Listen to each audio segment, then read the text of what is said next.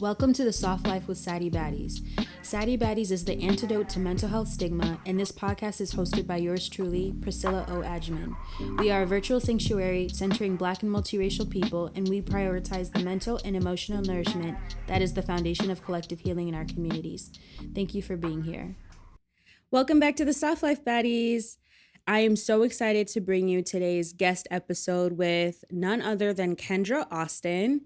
Kendra is a model, writer, and community builder, and she's also the founder of Third Cup, which is a collective dinner party for women and femmes healing through friendship in New York City. And she's also the creator of the Realist Oracle deck as well.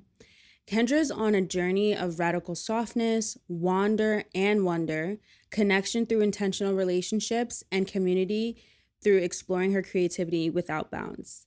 Let's welcome Kendra to the Soft Life.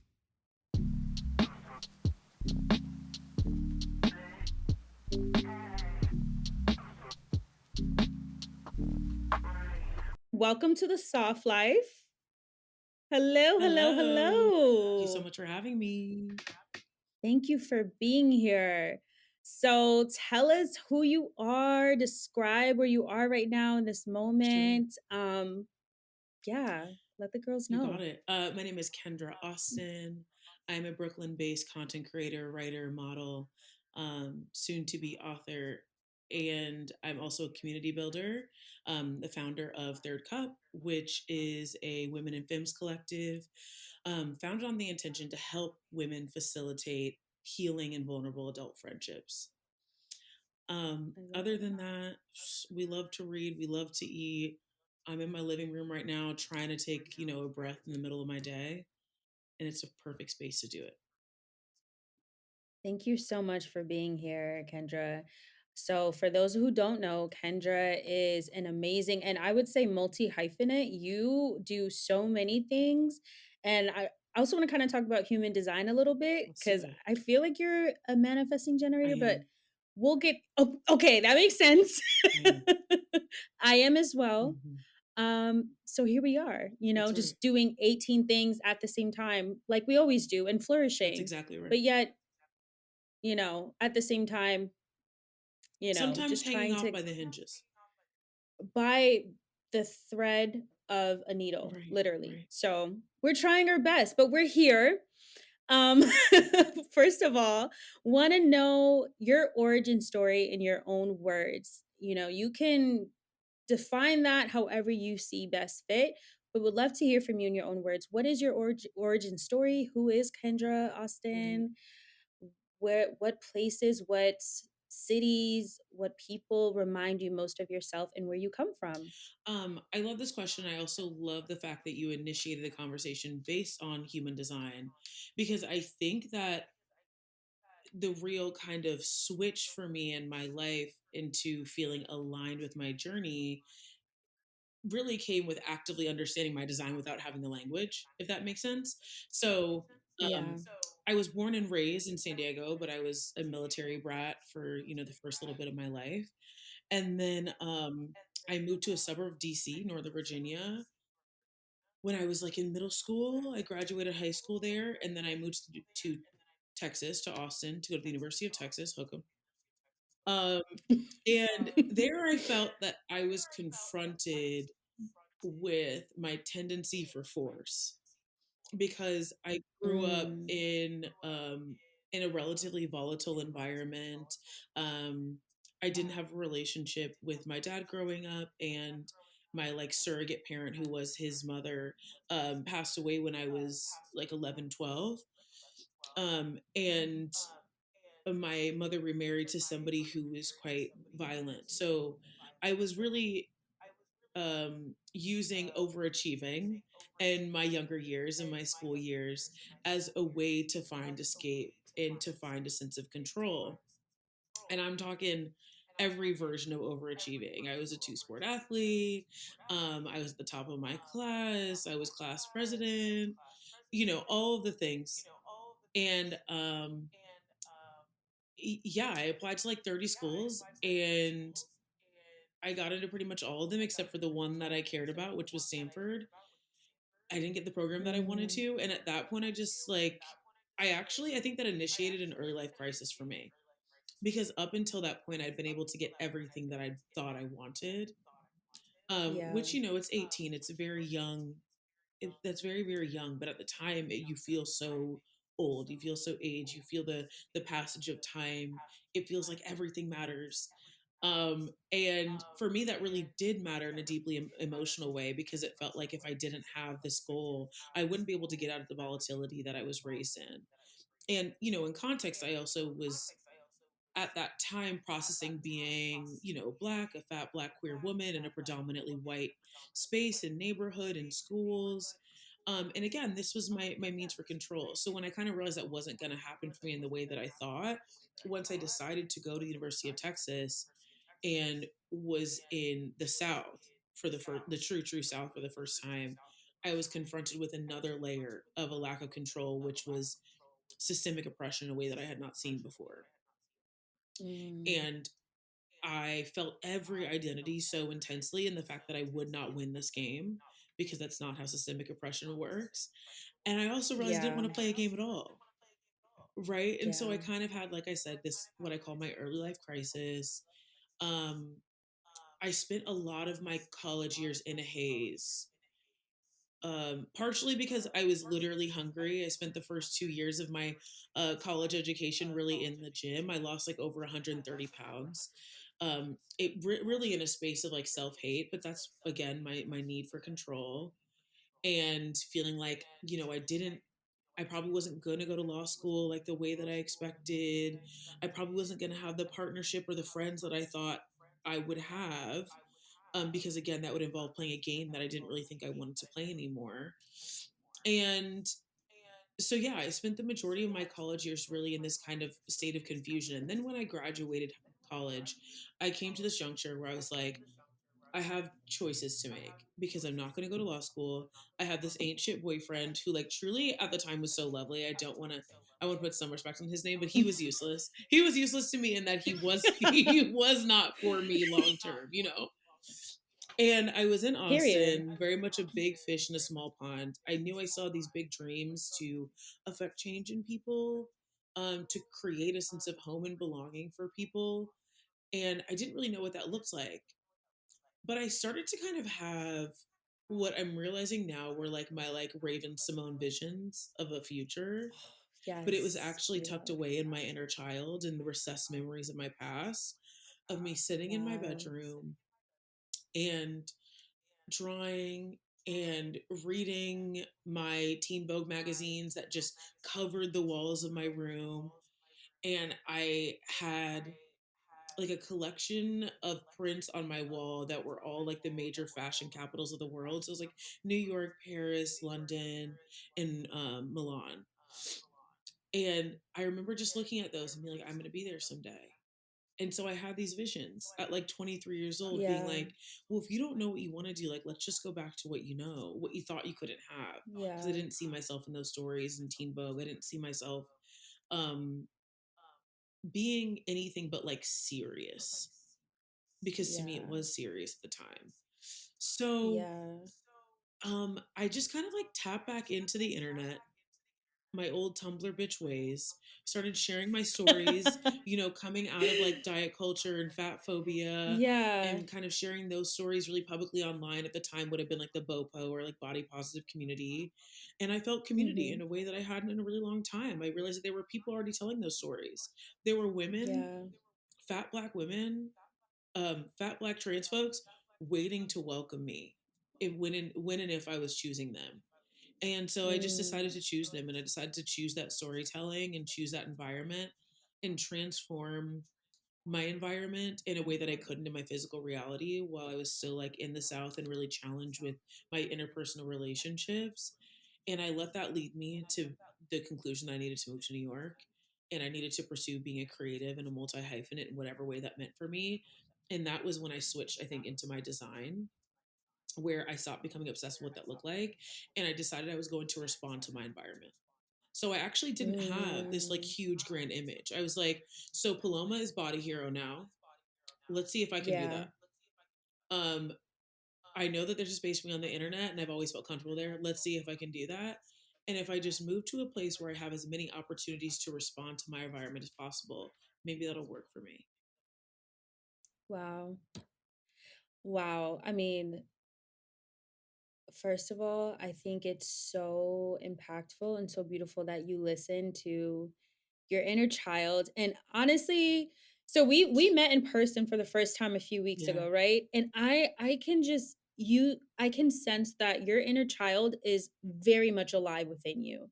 And when you meet someone for the first time, there's obviously there's their aura, their energy, but that inner child, that light is so in you. And I think the fact that your inner child was guiding you throughout your teens, your early 20s, college, even right now to this present moment, and choosing the community that you felt safest in, despite you growing up in such a volatile environment, that is really speaks to your intuition as a person. And I just want to applaud you for that because that's really, really, really hard to do.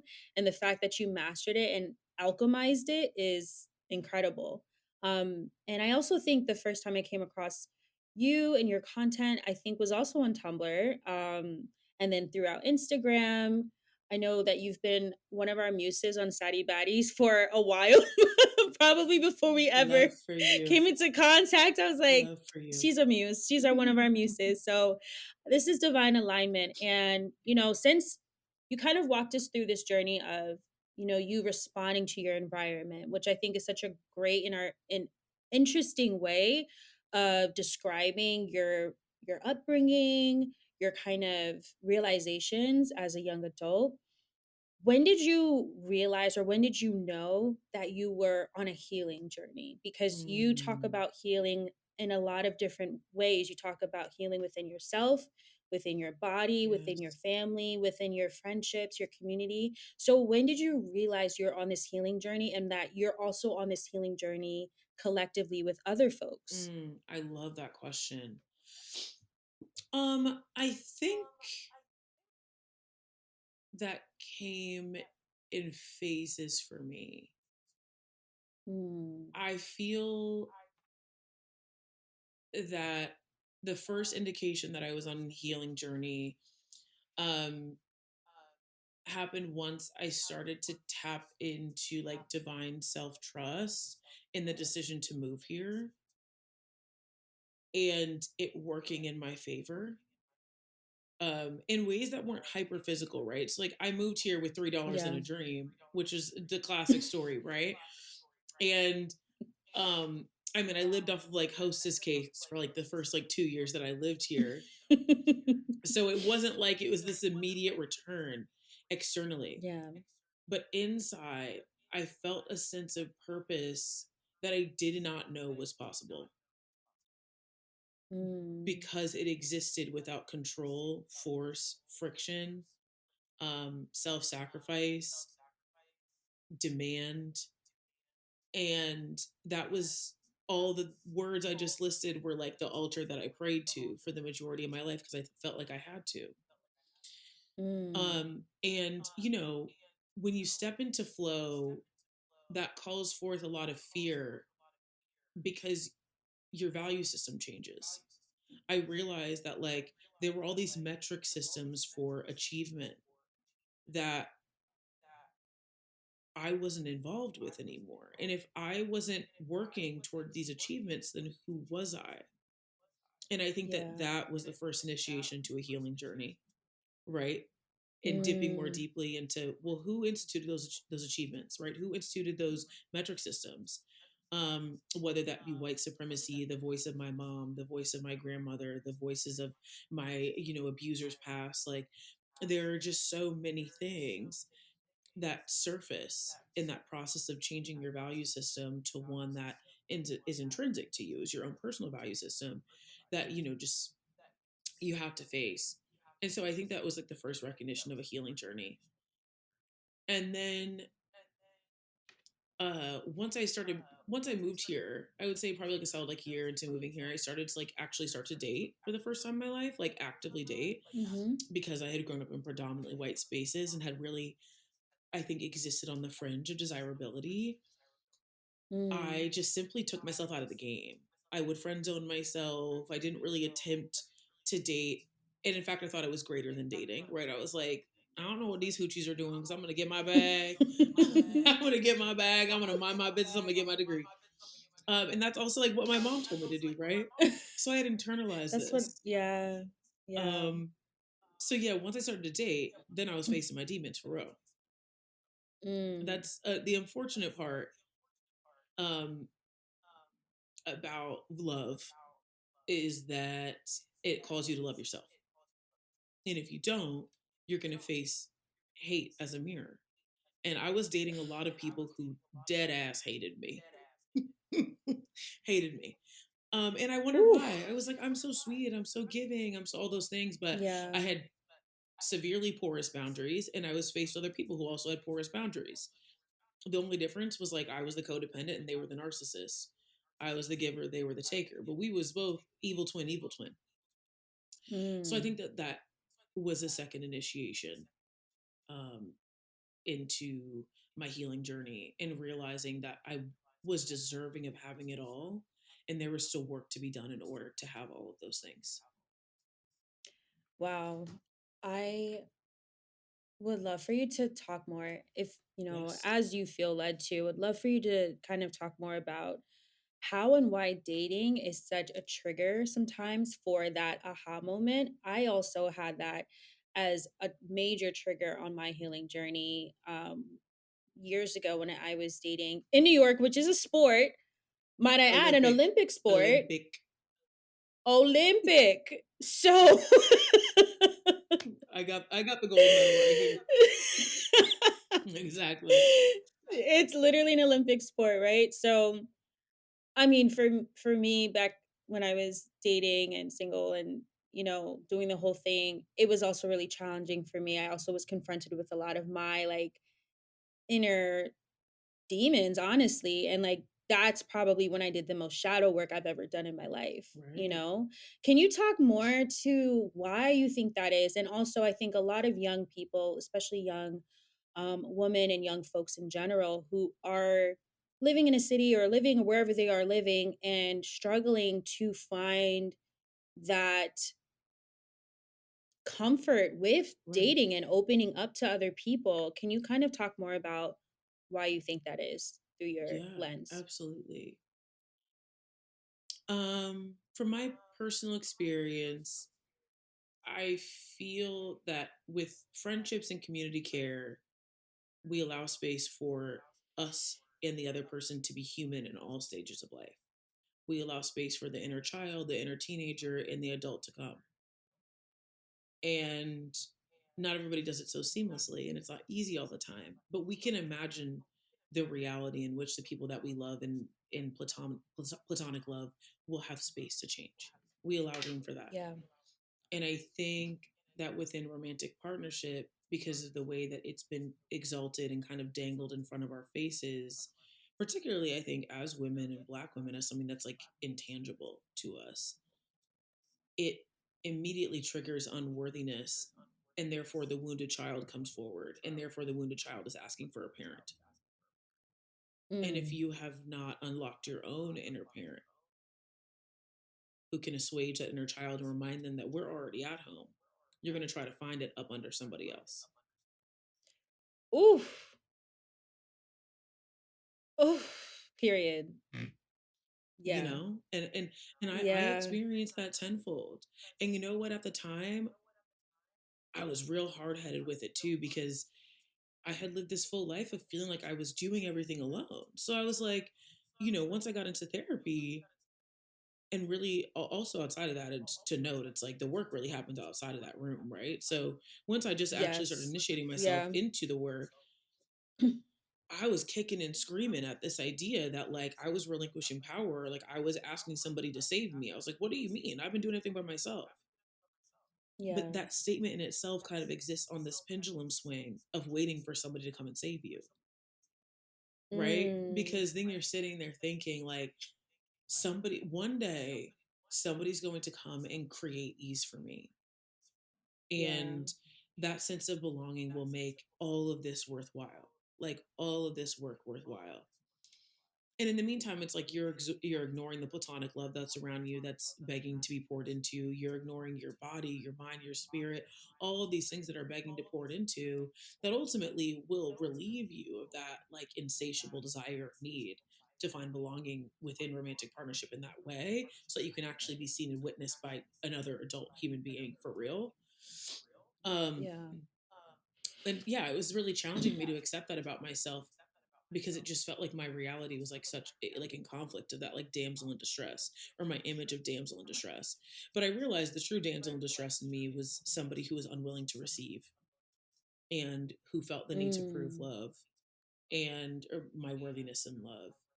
um and yeah, I think romantic relationships are just going to challenge us in a way that allow space for the inner child to exist. But like if that inner child was like regularly abandoned or ignored, or like even in the most loving of environments just simply not loved in the way that you need to, you're going to have to go through a few duds and through really challenging relationships just in mirror.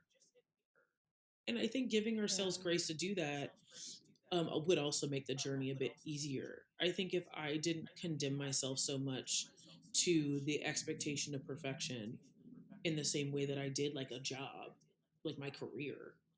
That's issue Yeah. too, right? I think a lot of us picture Yeah. ourselves in dating as though like we can just check these boxes and check these lists. Like there's not somebody else on the other end of that who's living, breathing, moving, mutable, and that will have great relationships. And that's why it's so much more challenging. It's like you're not going to get a gold star. The gold star is having a Yeah. partnership that feels good to you, and it's like that's not going to feel Yeah. fulfilling or exciting all the time. Sometimes it's going to feel really like challenging and hard. And I think the recognition that that's not the same thing as being violated, abused, iced out, withheld, that is also a Yeah. struggle. Yeah. Thank you for highlighting that and really expanding that experience. And because I know, myself included, so many people can relate to that. Like, why is it so easy for me to, make friends? Or why is it so easy for me to Yeah. get this job or get this opportunity? But it's like in this space, this is so difficult. And with all of the layers, all of the nuances that you just shared, I think you just spoke to that so beautifully. So I really appreciate you honing in on that. And speaking of love and platonic love, you have created a beautiful, beautiful community space, Third Cup, which is based in Brooklyn, New York. And I would love for you to talk more about your inspiration behind Third Cup, its origin story, what you have intended to create with the space, and what we can expect from Third Cup from you. I love it. Third cup is my favorite thing to talk about these days. It's Yes. been it's been such a learning opportunity for me, because it's like in theory and study we understand third places. We understand this idea that human connection or fulfillment is going to be found outside of work and home, in a third Yeah. place where we're centering community and a sense of belonging and um, mutual aid and non-transactional relationships.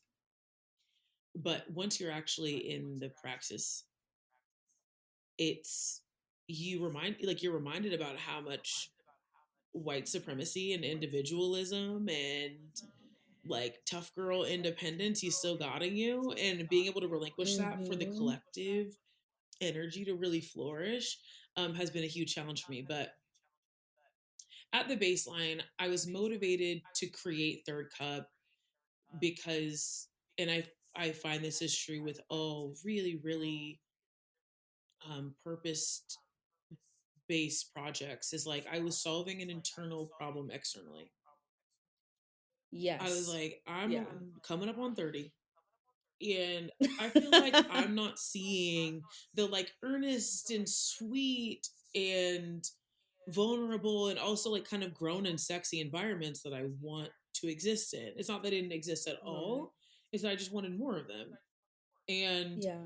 there were examples of community building like you and like Eve who runs Hike Club, and you know what I'm saying? Like Yes. there Yeah. are people out here, Supper Club in Yeah. LA, like there are people out here doing it. Yeah. And I was like, they're on the money, and there just needs to be more of that.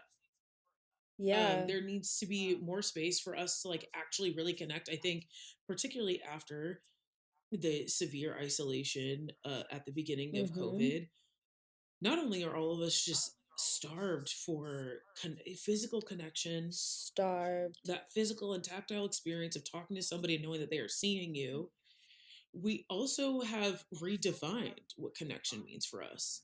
If we did Yeah. what we're supposed to be doing in that time, right? And I know for me, like I Yeah. really defined and redefined over and over again in that time period what connection and what fulfillment actually meant for me. And now I was ready to create a space for myself, to reinstate that and to see what happens with those new discoveries, and also to allow other people, to join me in that eternal feast. um Yes. and so yeah, the concept just kind of came from this hunch that there was a need for it, and just simply wanting to see what relationships could be had by creating dinner parties and other common interest events for the girls to get together and see each other enjoy, and like to be probed into true intimacy. So Yeah. with our dinner parties, which are like our hero event, I have some slight curation of the conversation, that's kind of coursed out based on graduated intimacy. And that way, like, when you leave, you know a bit more about this person. You may even the people that are directly in your life. And if you guys are really rocking with each other and you have this common interest, like the hope is like, it's like those hinge ads, like delete us after, Yeah. like would love to Yeah. see you Yeah. again. But like as long as you found one or two friends that you really connected with, like I've done my job here. And even after the first event in December, I mean, the girls created group chats. Some of them were going out to brunch and going out to running club together. um, One of the community members, Chrissy King, she published a book last month, and she came to the first two events of this Yes. year. And at that event there were probably a dozen girls who were from Third Cup who showed Amazing. up. And to Yeah. me that's really the just proves the power of having an authentic and really intentional space for connection, is that everybody really is about that action. It's not like at the club or at the bar or even at these media events, Yeah. where you see somebody and Yeah. it's kiss kiss. But because of Yeah. the nature of those environments, there are walls. So even this most sweetie pie of angels, you may not see the best of Yeah. them. So I just wanted to allow, Right. to foster a space where everybody can kind of drop the mask and be honest Yeah. about loneliness and be honest about the need for belonging. It's really amazing what happens on those spaces. They're so sacred. They're so sacred. And I mean, if you've either facilitated one of these, like, both of us have, or have gone to one, what intimacy lies there Yes. and how important it is to have in-person spaces like this. So I'm so so so happy and so proud of Thank you you. for creating Third Cub. Definitely check it out, y'all. I will obviously leave everything in the show notes, so that you can follow, support, engage, join Third Cup, because it is a beautiful, beautiful community space and so needed, especially in New York. Because although New York is so dense and so densely populated, it can also feel very lonely, Totally. especially if you're coming from, Right. somewhere outside of the city. Yeah. So I mean, I we're love, we're all love, love searchers. everything. We're all searchers. We're all wanderers. Yeah. That's what draws a soul to New Yes. York. So a lot of it feels that way. We're like, oh, is everybody just kind of searching? Like, is anybody found? So Yeah. this is a space to be found. Coming into the summer, we're also having a lot of specialty groups. We're gonna have a running club. We're gonna have monthly park hangs. We're gonna have a monthly dance benefit class. Like, there's just gonna be a lot of chances to meet up. Yeah. Prior to May, all of our events have been like hero events that were ticketed. But moving into the summer, there will be a lot more casual, open-ended opportunities to get involved with the community. So Yeah. I look forward to seeing all of you there. Yeah. I definitely will be pulling up. Yes. So We'll yes. be having one. And we'll be having one. Right. Period. Period. Yeah. Stay tuned, y'all. Stay tuned. Ooh, I'm so excited. So I recently attended your panel discussion that you hosted last month. Wow, that was in March, right? Yeah, Mm-hmm. Women's History Month. Beautiful, candid panel discussion with Taylor Camille and an amazing mental health professional that also joined the conversation and had so much insight about uh, our digital presence in mental Mm-hmm. health.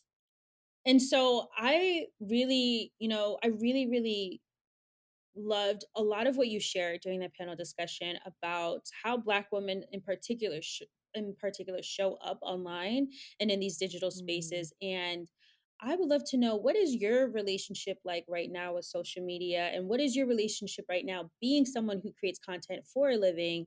You're Right. self-employed, you show up online, obviously because you have so much insight to share, but also because this is your full-time Right. job.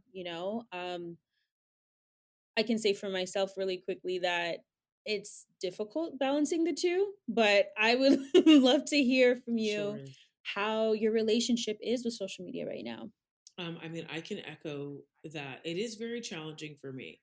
Right now, I find myself having to reinstate some boundaries.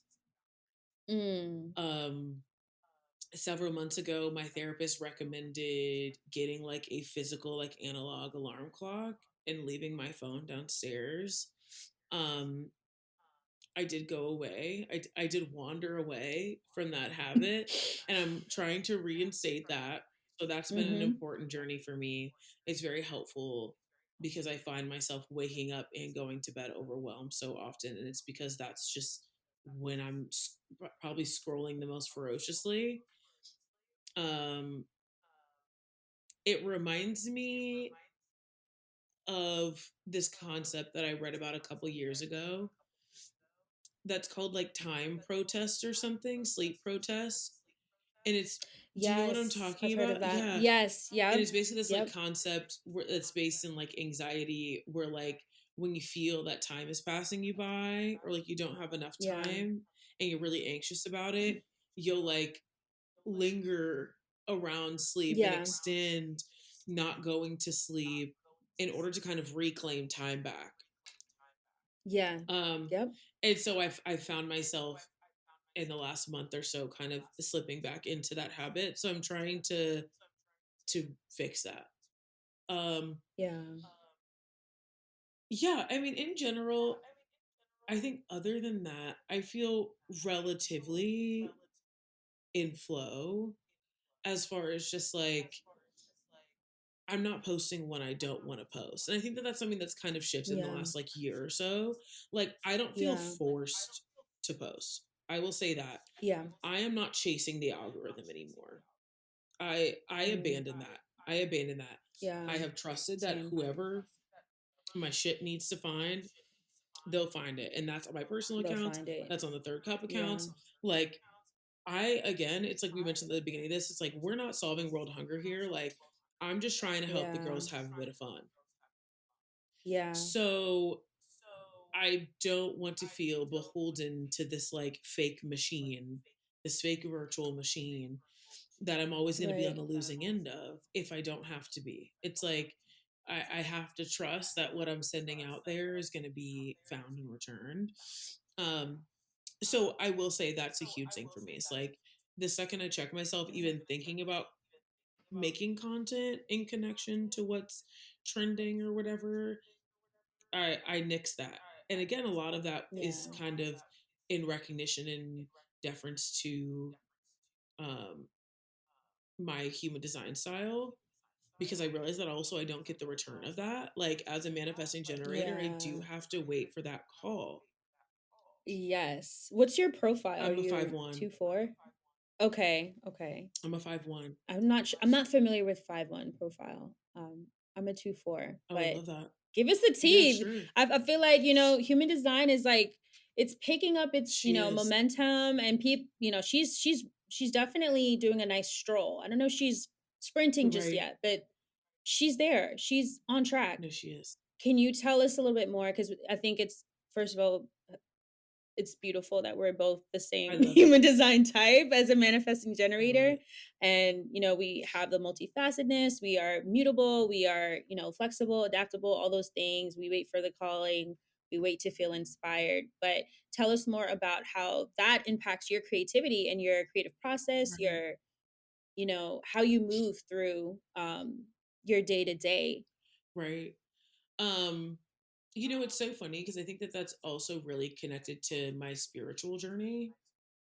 Like all of it's really Yeah. connected for me, where I have started to understand that like things that I feel the need to like an urgency to initiate, urgency in itself is an indication to me that I am triggered by something or like I'm coming from a space of lack.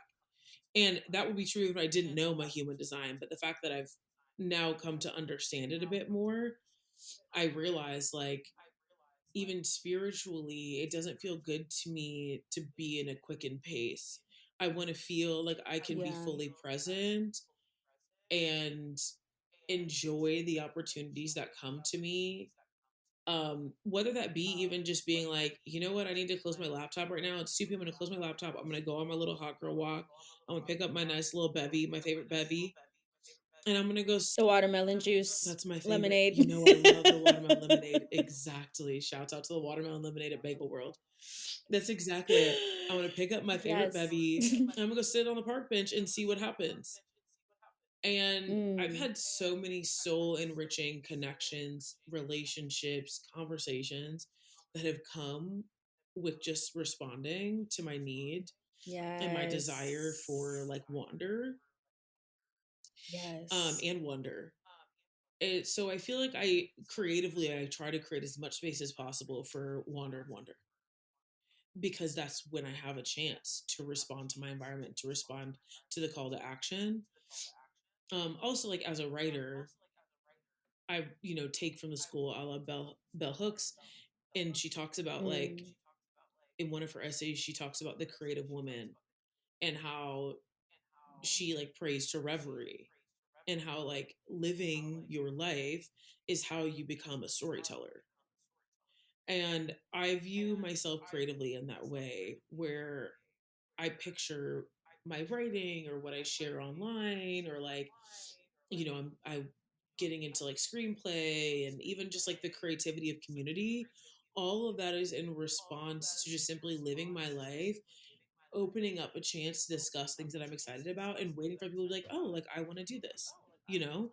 yeah. And even just like the Yeah. way that Third Cup is expanding recently, it's come from me just letting people say, hey, I want to do this. So like tomorrow we're doing a make your own pasta dinner. And it's because a girl who came to the first Third Cup Yes. event has decided to leave her job, which is my favorite thing to watch people do, and initiate a career in leading pasta making classes. And I was like, well, that's perfect. She reached out to me and she was like, hey, like, would you want to do a class with the girls? And I was like, that's great. Um, I love yeah, it. and to me, that's just like such a testament to the cyclical nature of again just the intention and reverie and allowing yourself to be present and experience is then like rather than like forcing my April programming, I kind of just let it come to me. And I Yeah. find that those are the events that end up being most fruitful and fun. It really is that It organic. is. I think it's for a lot of people, like, I mean, I think it depends on your who you are, your personality, what your strengths are, your weaknesses. But I think, especially as a manifesting generator, like, similarly, Saddie Baddie's origin story came from me sitting at a dead end job at my desk, like while Yes. my coworkers were in the back, like talking about nothing. And I was like, I'm starting this right now. Like, I'm literally starting this. I'm going home, So creating a amazing. website, like, and I just felt like that momentum, like, grow, grow, grow.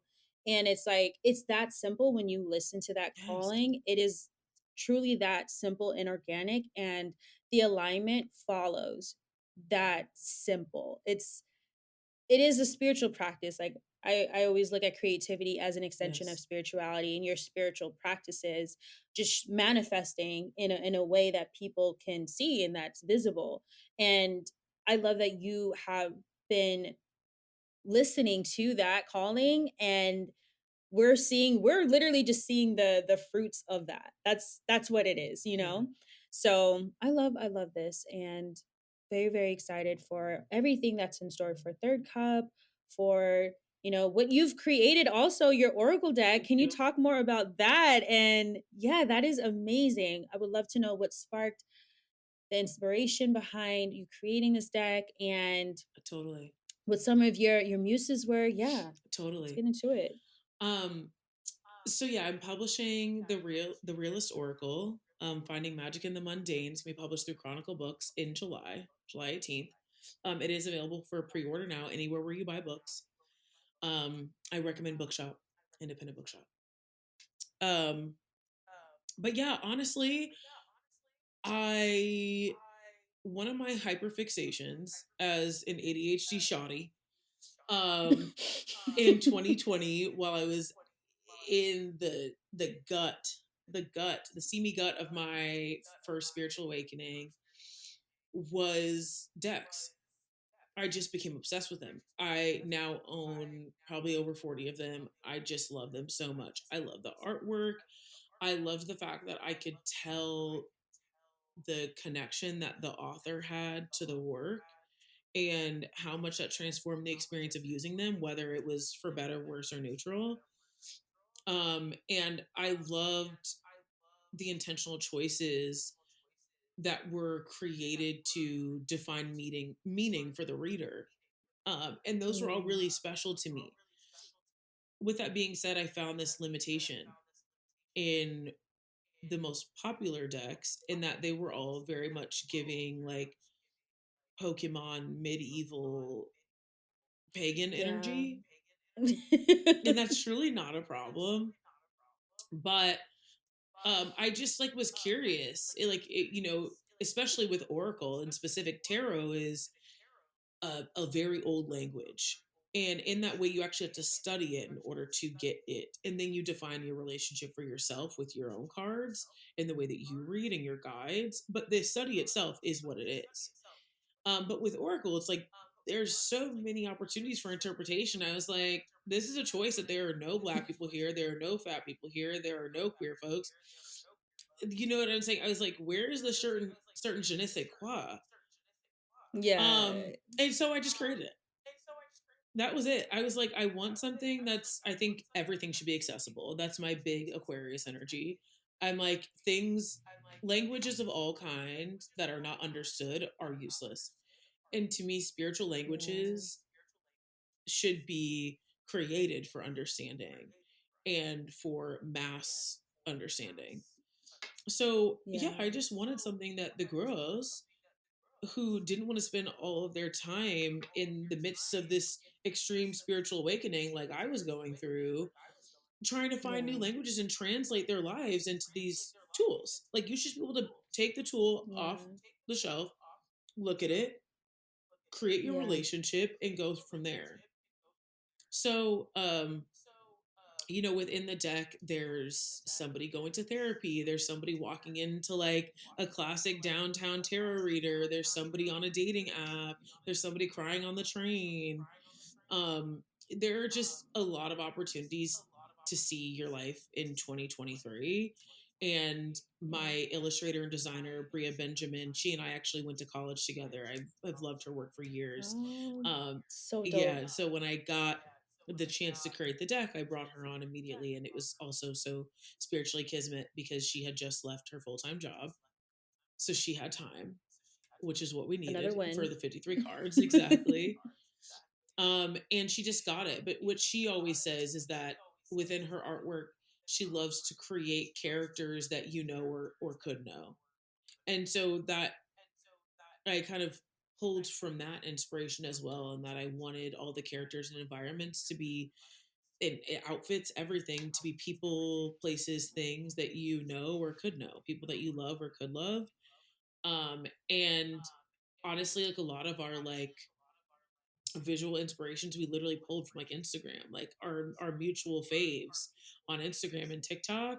And even just like I went to my local bakery and shot a picture of their like pastries together and I was like, hey, I want our indulge card to look like this. I like took pictures of somebody on the train. I was like, hey, I want this person to look like this. Like I literally just took it from my Yeah. environment. Yeah. I'm pulling out this thread of like responding to your environment is like That's the name that of the sounds game. like a major theme. That's such a major theme. And I mean, does it bring you into the present moment? Like, does responding to your environment always bring you back to the present? What does that do intrinsically for you? Literally, as you called that out, I was thinking, I was like, wow, that would never be possible if I hadn't been present. So Mm, I think it's like, it's a cyclical yeah. relationship, right? It's like, who's Yeah. first, the chicken or the egg? I think Right. that my healing journey brought me to a place where I learned how to slow down, Yeah. respond versus react, let myself engage my feelings and the sensory experience.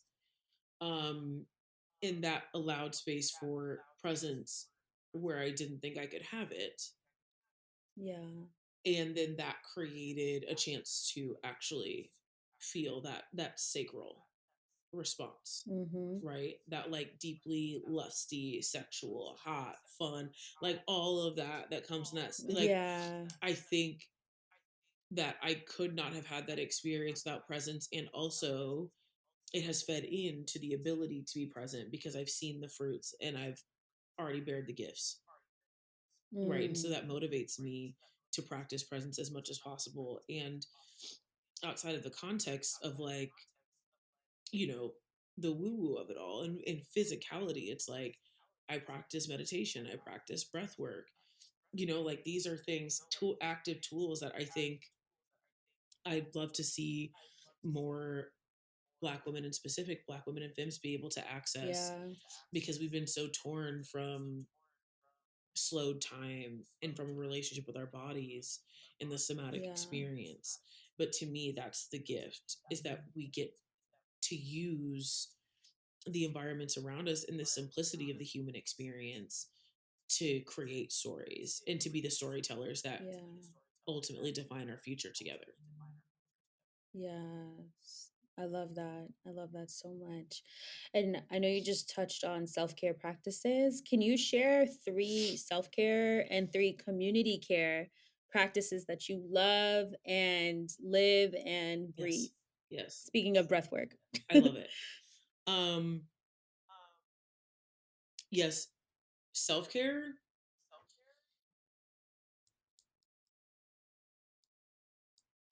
indulgence. I am a Taurus moon. So I'm going to say this. I'm going to say It this is Taurus season. exactly, and it is Taurus season. I think one really Yeah. defining self-care practice. Like, I was going to be like journaling, breathwork, meditation. Those are all true for me, but I think in specificity, one of the defining self-care practices that I have is indulgence. I love a sweet I treat. love. I love a grounding. Like, I think that people really, really discount the value of a nice little sweet treat. And A little something sweet. yeah, Just a some, little, yep. exactly, some. And when I say that, I just mean literally, it doesn't have to be overindulgence, right? It's like, go buy a Yeah. single flower at the store. You know Yeah. what I'm saying? Go pick up a single pack of your favorite candy. Go have, what I'm saying? Go pick up a little midday Diet Coke. You know what I mean? That's a A little dollar, a little something. something. That's Yeah. exactly it. It's like, Yeah. to Yeah. me, that also just reinstates a connection to desire and my body at once. And those are Mm. things that I feel like I've been programmed to run away from. Desire, I was programmed to run away from in virtue of delayed gratification. And I think that Yeah. reinstating that in my day, where it's like, no, actually, you can enjoy right now. Like, I know that you have a lot of work to do, but that doesn't get in the way of reverie right now. So I think that Yeah. that's important. And then also, again, the connection with the body is like, once you have that little, you have that DC coursing in your veins, you're like, I'm a new bitch. Like, I'm so happy to be Yeah. here in this body. Charged up. Exactly. So indulgence is one for me. A sweet treat is my number one self-care. Um, and then I think meditation for sure. And I want to emphasize that meditation for me comes in many forms. I do a lot of classic, like seated quiet, Yeah. silent meditation or like Hertz frequency meditation. But I also Mm-hmm. meditate while cooking, and I'll put my phone away, and I'll put, you know what I'm saying? I'll turn Yeah. music off and I'll just get in my zone. I also meditate by going on a walk. I think that, Can we talk about cooking really quickly? yeah, Because I think it was about a year or so ago, I came across one of your TikToks and you were it look I think you were in a cabin, yes, if I'm not yeah, mistaken. You were in a cabin and you were preparing this meal with probably the most love and attention I've ever seen. And it stopped me in my tracks because it was with so much love that I was like, I want to feel like that when I'm cooking something. And it was so beautiful and it almost made me emotional because I was mm, just like the amount of tenderness that you had in that moment, it was a meditation. yeah, And I would love for you to talk more about like that moment in particular, or any mm, moment that like really just has grounded you and it's clearly visible to the rest of us. Like that is a practice, that is a spiritual meditative practice in itself. yeah. I think in healing my relationship with food and diet and my body, I realized how much I love the practice of cooking, of eating, of creating nourishment for myself and others. And it's so interesting because I know that there is something to be aligned when I can't find time for that. Like really recently, I found myself, right now I'm creating a lot of community space. And so therefore, Mm-hmm. there's an extension from self. And I found myself being like, well, I don't have time for this. And that was a come to Jesus moment because I was like, no, girl, we always have time for this. Like, this is how you pour out, is if we pour in this way. Um, Yeah. but yeah, I just love the process of creating sustenance and energy to feast on in whatever form that takes. And I realize that for me, food is just a physical extension of that. And also I just love like a good meal, like that's I just Yeah. love a good meal. And I also grew up, I'm bred from women who love to provide a great meal as well. And I think that in my healing and in my cycle breaking, there was a lot of rejection of things that I grew up around and Mm-hmm. with.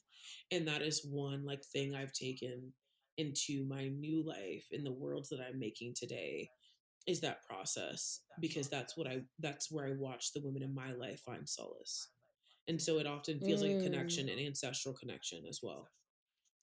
Yes, I feel that. I feel that. And I love when you do share, it's amazing Thank you. and it's felt super felt.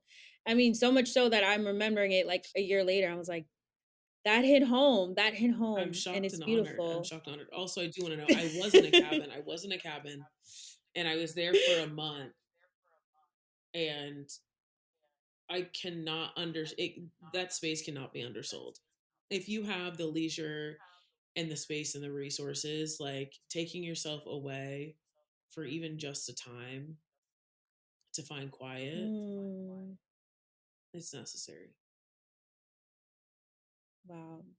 Well, you already know I'm gonna get those details from you Yes. of this Yes. magical It's the cabin best. because it sounds like the perfect environment and space for healing. And I love that. I love that. And it's beautiful that you are able to create that for yourself, but also share that with us Right. too and let us know that this is Right. possible.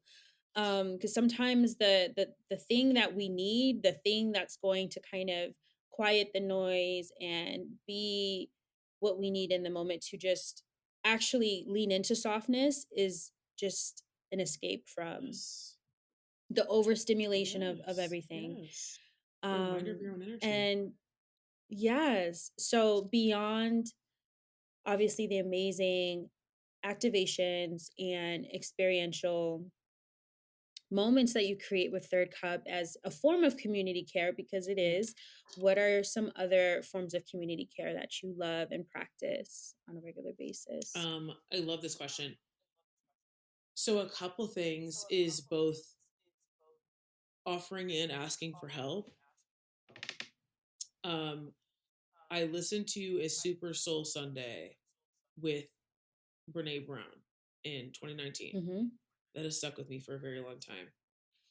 And she talks about how in her research, she found that the number one characteristic that human beings define as um, a chance for trust, an opportunity for trust in relationships, is when somebody is capable of asking for help. And I think so often Mm. we think that we establish it by offering help. Yeah. So that is something that I have, you know, defined as a chance for community care is asking for help and also offering it Yeah. regularly and also usually in Yeah. tandem. So like if I find Yeah. myself in a time where I have to ask for help a lot, I'm gonna challenge myself to offer help in the same breath in the inverse. So that's one example of community care in whatever, whatever ways that means: financial, energetic, Yeah. asking somebody if they need to go on a walk, if they need me to drop something off. Like those are all things that are important to me.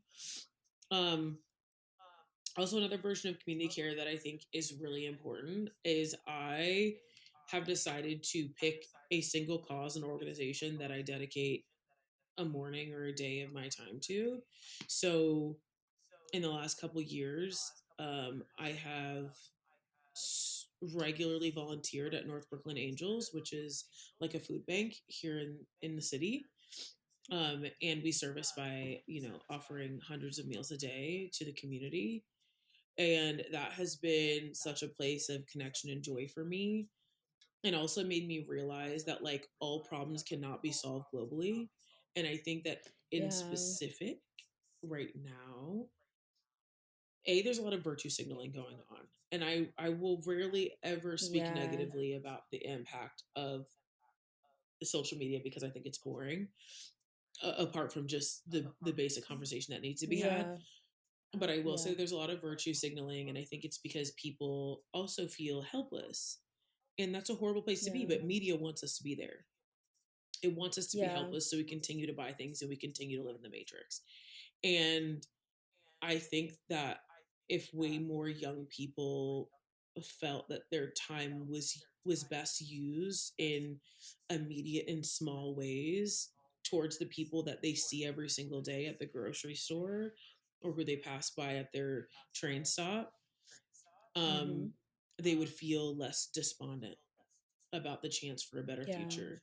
And I've experienced that greatly by myself. It's like as much as I would love to touch all the hearts in the world, and I'm certain of my capacity to share widely, that cannot diminish the value of being so active in your direct community. And there's so many people out there already doing it. Um, Yeah. and like people are struggling and they have to work and they don't have a lot of time, but if you do have it and you find it a priority to make the time, I would always recommend actually quite literally showing up, to your food Yeah. bank, to your local like mutual aid organization. um yeah, I think that those are like really important efforts that keep hope alive. Yes. Could not agree more. Cannot agree more. I, I would love to know what you would name this chapter of your life right now, and also what softness means to you as a Black person. I love that. um right now,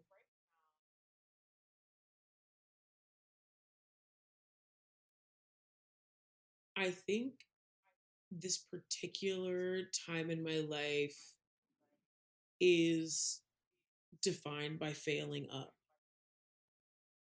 Mm. I have relinquished in a way that I could have never, not ever expected, the obsession with perfection and with not failing and with playing it safe for the sake of not failing, um, Yeah. or not meeting an impossible expectation, and letting that take me to that next level and the opportunities that I can't foresee as long as I maintain control.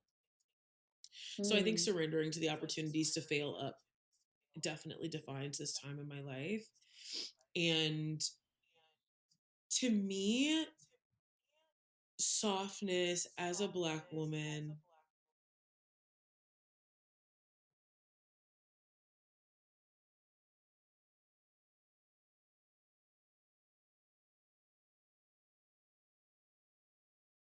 I would say softness as a Black woman is about self-trust. I think there are so many reasons why we don't feel we can trust ourselves, whether it's in our careers, romantic partnership, establishing platonic friendship, creativity. There are so many reasons why we believe we should not trust ourselves. And ultimately, I don't think any of the gifts of life, including community care, which to me is like the real ultimate tier of softness, is accessible if we don't trust our internal guidance and our inner knowing.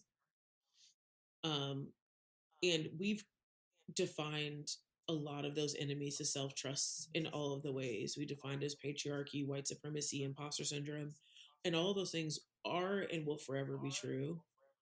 And we have to believe that we're more than those things and that they exist, and we will continue to expand.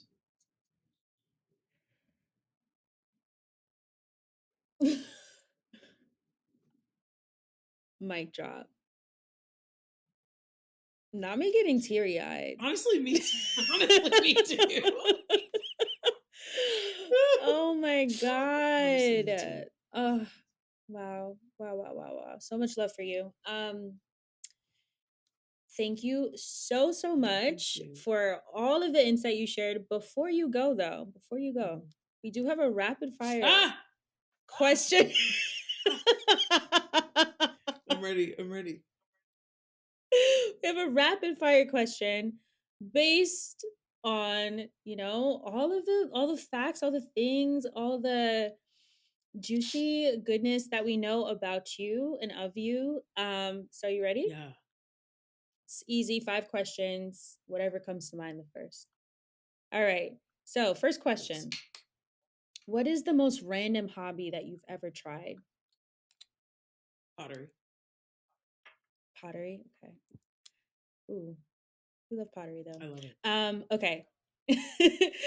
Next question. What is your go-to comfort meal that you've cooked for yourself or for your loved ones? Short ribs.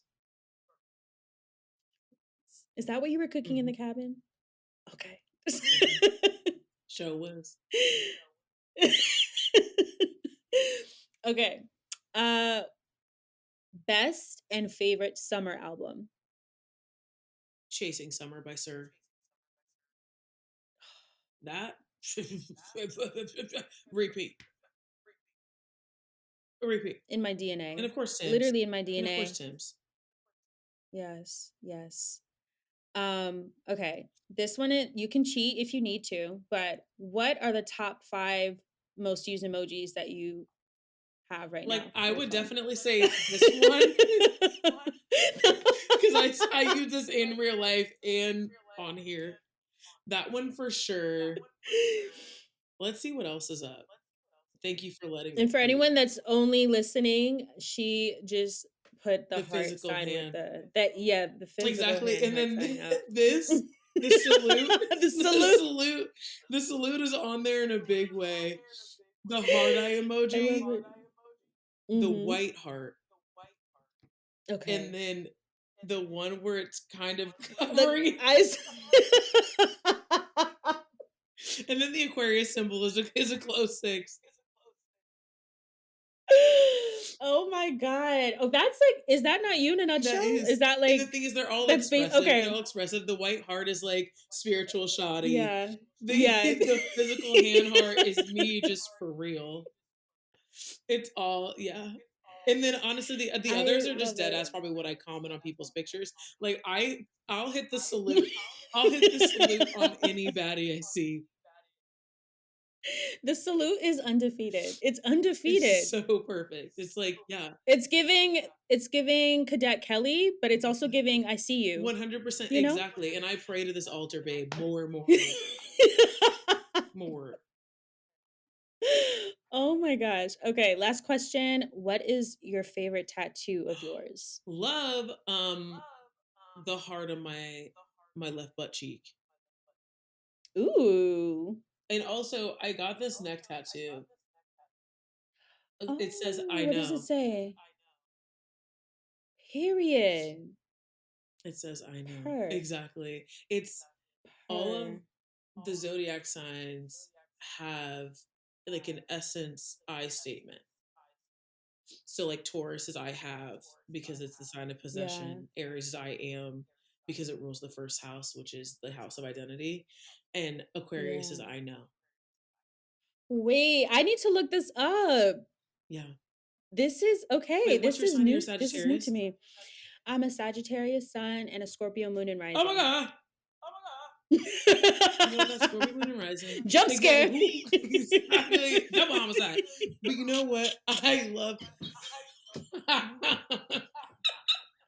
You Oh know what though? my god. You are the highest expression of every single one of those things, and I think that also makes Thank sense you. why you're so great at interviewing and at hosting because that's that Thank Scorpio energy. you. It's like the Sag like gives you the Thank you. opportunity for truth and for fun and for levity, but Yeah. your ability to get to the core of what somebody's saying is Yeah. all of that.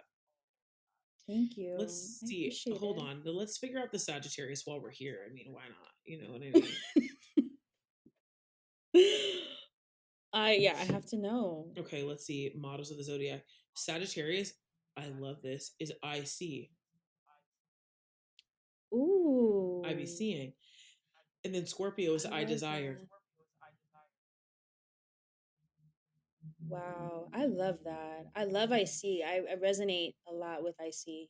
That might inspire, I don't know, something. That's But I love that. exactly. I love that. I love So yeah, that. favorite tattoo is either the one on my butt Kendra, cheek or that. I love this. I think like we got to know you on such a deeper level just through this conversation, and I'm just so excited for what's in store for the future, for this year, for this present moment. Can you share with us where we can find you, where we can keep up with you, where we can pre-order your The Realist Oracle deck and all the things? Yes. So you can find me at Kendra on all platforms, TikTok, Twitter, Instagram.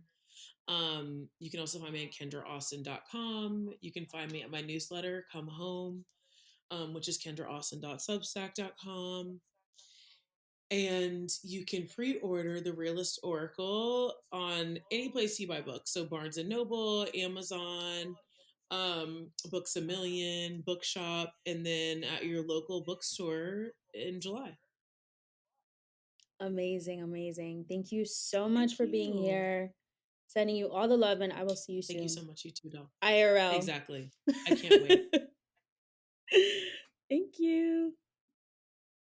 To stay connected, join Saddie Baddies on Instagram, Pinterest, Twitter, and more, and sign up for our monthly newsletter on SaddieBaddies.com to stay in the loop. Sending you hella love and stay soft, baddie.